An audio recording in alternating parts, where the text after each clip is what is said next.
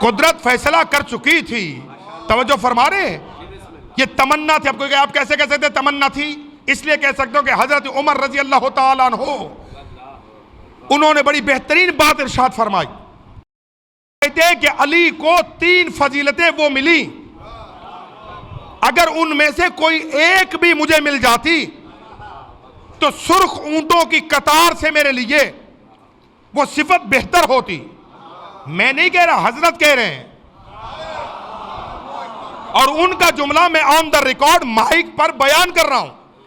ہم اتنے فراخ دل لوگ ہیں، ہمارے خلاف پروپوگنڈا نہ کرو. ہم کسی صحابی کے دشمن نہیں ہیں. مت بچوں کو یہ بتاؤ جا کے کہ نہیں شیعہ صحابہ کو نہیں مانتے. وہ سرکار جو مٹی میرے محمد کے قدموں سے مس ہوئی، جب ہم اس مٹی کو چومنا ثواب سمجھتے ہیں،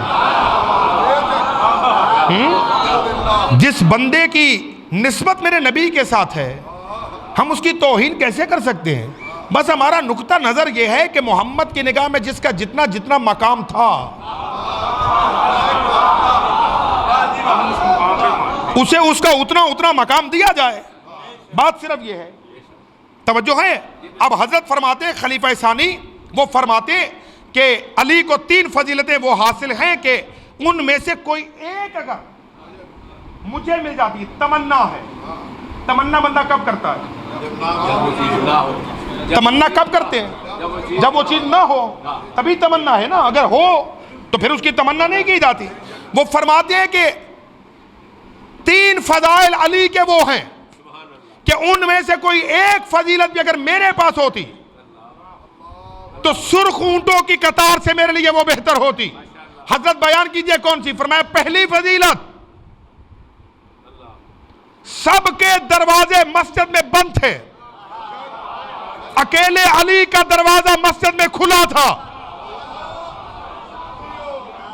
توجہ فرما رہے ہیں؟ سب کے دروازے مسجد میں نبی نے بند کر دیے، اکیلے علی کا دروازہ مسجد میں کھلا رکھا.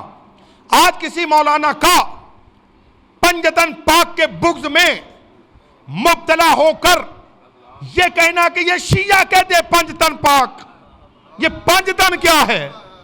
سب تن پاک. مولانا ہمیں کوئی اعتراض نہیں ہے، ہمیں کوئی اعتراض نہیں ہے. آپ جس کو بھی پاکیزگی کی لائن میں کھڑا کرنا چاہتے ہیں اسے کھڑا کیجئے، مگر اسے طاہرین کی فہرست میں کھڑا کرنے سے پہلے تمہیں بتانا پڑے گا کہ مسجد میں کس کس کا دروازہ کھلا تھا.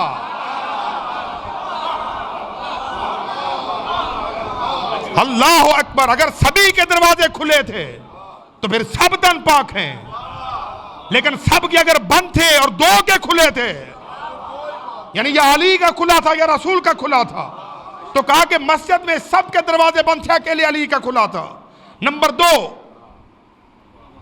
توجہ ہو مجمع کے اگر کا دوسری فضیلت، نبی نے اپنی بیٹی علی کو دے دی.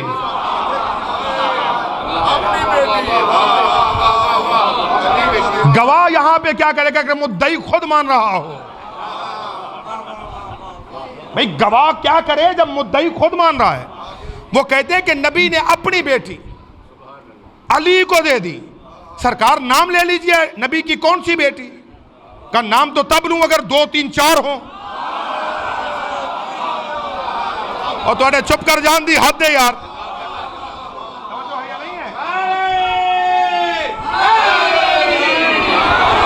توجہ فرما رہے ہیں حضرات؟ کا تیسری فضیلت علی کے پاس یہ ہے کہ نبی نے خیبر میں علم علی کو دے دیا. توجہ فرما رہے ہیں؟ اب کہا کہ لَأُوتِيَنَّ الرَّايَةَ غَدًا رَجُلًا، کل مرد کو علم دوں گا.